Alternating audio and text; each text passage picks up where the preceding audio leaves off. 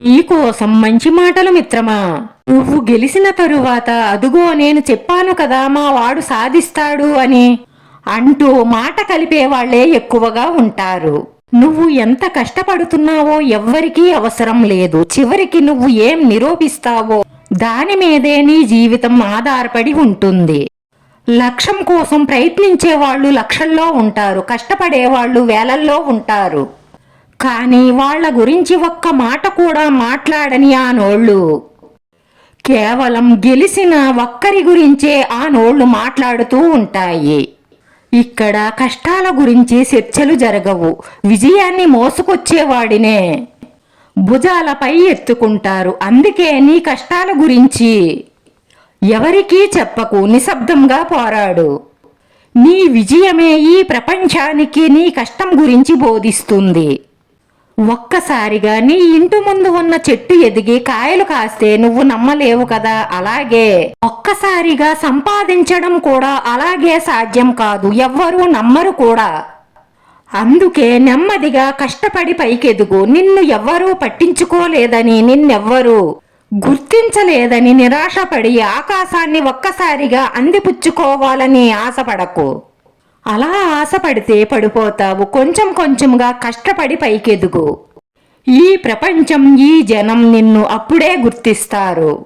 నువ్వు ఎప్పుడూ కూడా ఆశించే దిశలో ఉండకు, ఎందుకంటే అది నిన్ను ఇబ్బందుల అంచుల్లోకి నెట్టేస్తుంది. ఒక్కసారి ఎవరి నుంచైనా తీసుకోవడం అలవాటైతే సంపాదించే దాని మీద ధ్యాస పోతుంది. నీకు ఇచ్చేవాళ్ళు ఎవరైనా సరే నిన్ను చులకనగా చూడక మానరు. వాళ్ల చెప్పు చేతల్లో పెట్టుకుని నిన్ను శాసించక మానరు. ఎందుకంటే వాళ్లకు నువ్వు రుణపడ్డావు, అందుకు వాళ్ళ ఆధీనంలోనే ఉండాలి అంటారు. నీ మనసుతో కాదు, నీ ప్రతిభతో యుద్ధం చెయ్యి. నీకు కావలసిన ప్రతిదీ కూడా నీ చెంతకు వస్తుంది. అనవసరమైన ఆలోచనలతో నీ సమయాన్ని వృధా చేసుకోకు. విలువైన వజ్రంలా నిన్ను నువ్వే సిక్కుకో. మన దగ్గర ఉంటేనే కొనాలి, లేదంటే ఉన్నదానిలోనే తినాలి. అలా కాదు, అప్పు చేసైనా సరే ఆడంబరంగానే ఉంటాను అంటే పెద్ద అగాధంలోకి వెళ్ళిపోతావు, జాగ్రత్త. జనం కాదు నీకు గొప్ప, నీ కుటుంబమే నీకు గొప్ప, నువ్వే నీకు గొప్ప. ఎందుకంటే జనం వాళ్లకు నువ్వు ఉపయోగపడతావు అంటేనే నీతో మాట్లాడతారు. ఉపయోగపడవు అని తెలిస్తే ముఖం చాటేస్తారు. కుటుంబం అలా కాదు. నీ కష్టంలోనూ సుఖంలోనూ బాధలోనూ సంతోషంలోనూ అన్నిటిలోనూ నీకు తోడుండేది నీ కుటుంబం.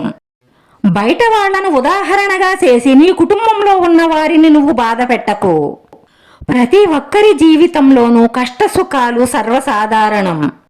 కష్టం వచ్చిందని కూలబడిపోకు, లెగు, పైకి లెగు. దారి మార్చి పట్టుదలగా ప్రయత్నించు. విజయం నీ చెంత ఉంటుంది. ఈ రోజు నువ్వు ఓపికగా ఉండడమే రేపు నీ భవిష్యత్తుకు పునాది. మనల్ని అర్థం చేసుకునే వారితో మనం ఎక్కువగా వాదించవలసిన అవసరం లేదు. అలాగే మనల్ని నిజంగా కావాలి అనుకునే వారి దగ్గర ఎవరు ఏం చెప్పినా భయపడవలసిన అవసరం లేదు. అలాగే నువ్వు ఇష్టపడిన వారికి నువ్వు సంజాయిషీ చెప్పవలసిన అవసరం లేదు. నీకు వాళ్ళంటే ఎంత ప్రేమ అని పదే పదే చెప్పనవసరం లేదు. నిన్ను వద్దు అనుకున్న వాళ్ల వెంటపడి నీ సమయాన్ని వృధా చేసుకోవలసిన అవసరం కూడా లేదు. నువ్వంటే పడని వాళ్ల దగ్గర నువ్వేమిటో నిరూపించుకునే అవసరం కూడా లేదు. ఎందుకంటే బంధం అంటే ఇద్దరు మనుషుల కలయిక కాదు, వారి యొక్క మనసుల కలయిక. మనం అనుకున్నవన్నీ నిజమైపోతే మన జీవితం మనకి లోకువైపోతుంది. అందుకే భగవంతుడు రాబోయే ప్రతి గడియను గమ్మత్తుగానే మనకు పరిచయం చేస్తారు. దానికోసం వేచి చూడు, కానీ ప్రస్తుతంలోనే 100 ఏళ్ల సంతోషాన్ని వెతుక్కో. నువ్వు వేసే ప్రతి అడుగులోనూ ఎన్నో భయాలుంటాయి. సంపాదించాలి, ఎవరికి ఏ లోటు రాకుండా చూసుకుంటూ ఉండాలి. మరి ఇన్ని ఆలోచనలు మోస్తున్న నువ్వు ఎందుకని నిన్ను నువ్వు తక్కువ చేసుకుంటున్నావు? కోరుకున్న ప్రతిదీ నువ్వు సాధించలేకపోవచ్చు, కానీ నువ్వు సాధించినవన్నీ గొప్ప గొప్ప విజయాలే. ఎందుకంటే ఈ దినదిన గండం రోజుల్లో మధ్యతరగతి కుటుంబాన్ని లాక్కొని వస్తున్న యోధుడివి నువ్వు. అలాంటి నిన్ను దాటేదెవరు, నీతో పోటీ పడేదెవరు?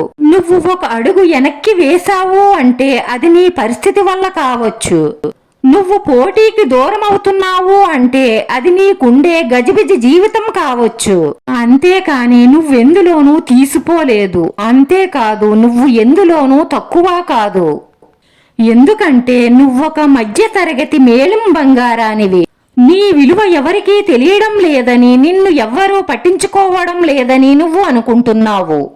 అది నిజం కాదు. నీ వాళ్లకు నీ విలువ తెలుసు, కానీ తెలియనట్టున్నారంతే. నువ్వెప్పుడూ నీ కుటుంబానికి గొప్పే, అలాగే నీ కుటుంబమే నీకు గొప్ప అవ్వాలి. అది ఎప్పటికీ మర్చిపోకండి. దగ్గర డబ్బు ఉంటే నీ చుట్టూ పనికిరాని వాళ్ళు చాలా మంది చేరతారు. నువ్వు పేదరికంలో ఉన్నప్పుడే నీ కోసం నిలబడేవారెవ్వరో తెలియజేస్తుంది. ఎట్టి పరిస్థితుల్లోనూ సహనాన్ని కోల్పోకు. నీ సహనమే నీకు విజయానికి, నువ్వు చేరవలసిన లక్ష్యానికి దారి చూపుతుంది. అన్నీ ఉన్నప్పుడు వాటి యొక్క విలువ మనకు తెలియదు.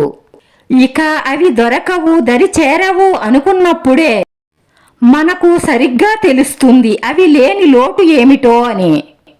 అది మనిషైనా సరే, వస్తువైనా సరే, ఏదైనా సరే మనకి అందుబాటులో ఉన్నంత వరకే.